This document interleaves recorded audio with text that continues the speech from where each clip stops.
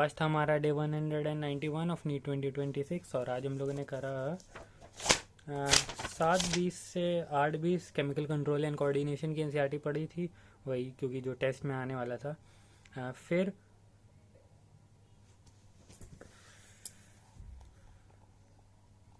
8:30 से 9:30 एनिमल नहीं 9:40 तक एनिमल किंगडम पढ़ा था।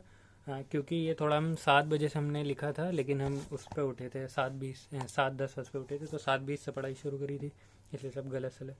तो 9:40 तक एनिमल किंगडम पढ़ा। फिर 9:50 से 10:50 हमने न्यूरल कंट्रोल एंड कोऑर्डिनेशन और लोकोमोशन की एनसीईआरटी पढ़ी। फिर 11 से 11:50 तक पेरियोडिक टेबल और केमिकल बॉन्डिंग पढ़ी, मतलब उसके सिर्फ शॉर्ट नोट्स पढ़े, अब पूरा थोड़ी। फिर 12 से 1 थर्मल प्रॉपर्टीज़ ऑफ मैटर और थर्मोडाइनमिक्स पढ़ा।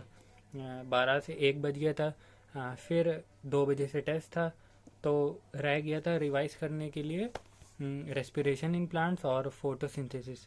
तो हमने फोटोसिंथेसिस मतलब कि हम कॉपी खोले हुए थे और कुछ और काम कर रहे थे जाने के लिए, मतलब तैयार वैयार हो रहे थे, एडमिट कार्ड रख रहे थे, पेन वेन। तो हम वही ऐसे ही देखते रहे और रिवाइज करते रहे।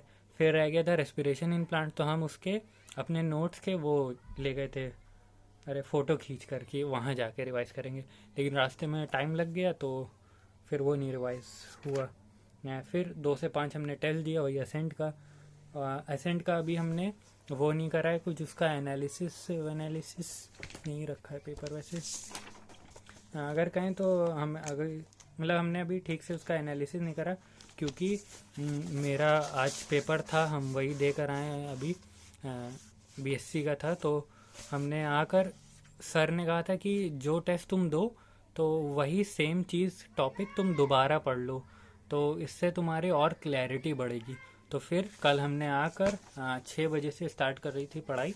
6 से 7 भी हमने वही सेम सिलेबस फिर से पढ़ा, बायोलॉजी पढ़ी और फिज़िक्स पढ़ी और केमिस्ट्री पढ़ी।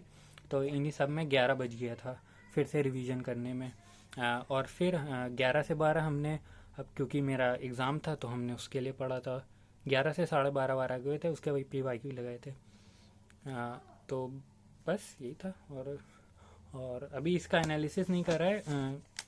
इसमें मार्क्स अगर हम कहें तो मेरे अभी तक देखें तो 400 प्लस तो जाएंगे ही, जो कि ठीक है यार। अभी इतना नहीं हो पाया था हमसे, क्योंकि इतना अच्छा, तो इसीलिए इस बार हम थोड़ा वो ज़्यादा नहीं रो रहे हैं, ये कहेंगे कि पेपर को लेके ज़्यादा नहीं रो रहे हैं। क्योंकि ठीक है, इसको हम एक बार फिर से देंगे सेम सिलेबस, और मतलब कि पेपर दूसरा रहेगा लेकिन सेम सिलेबस पे, क्योंकि नीट प्रेप में ये रहता है कि तुम टेस्ट जनरेट करके दे सकते हो।